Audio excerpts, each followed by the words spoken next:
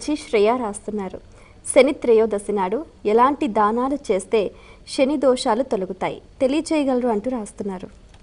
శని త్రయోదశి రోజున నువ్వులని, నువ్వుల నూనెని, ఇనుప వస్తువుని, మనం కట్టి విడిచినటువంటి నల్లనైన వస్త్రాలని, గింజలతో ఉండే పత్తి ఉంటుంది, ఆ గింజల పత్తిని దానం చేయడం శ్రేయస్కరం.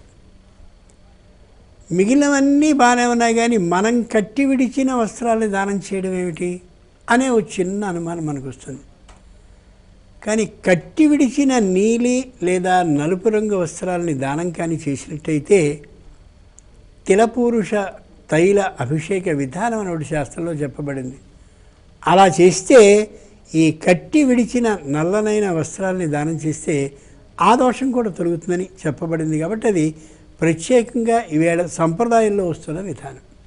కాబట్టి నల్లనైన వస్త్రాలు, దాంతోపాటు నల్లని పుష్పాలతో చేసిన ఆ పూజ ఏదైతే ఉందో ఆ పుష్పాలు, నువ్వులు, నువ్వుల నూనె, పనిచేసేటటువంటి ఇనుప వస్తువు ఏదైనా ఇవ్వాలి. వాళ్ళు వాడుకుంటూ ఉంటే మనకు ఆ శని దోషం తొలుగుతూ ఉంటుంది.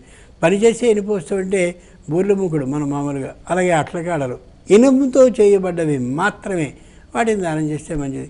మనం వాడే స్టీల్ వస్తువులన్నీ కూడా ఇనుమే కదా ఎలాగా, కానీ అది ప్రత్యక్షమైన ఇనుము.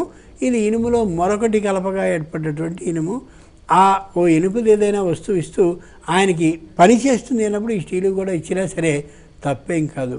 ఇలా చేసినట్టయితే శని దోషం తప్పక తొలుగుతుంది. అనుభవంలో కనిపిస్తున్న యథార్థం కూడా.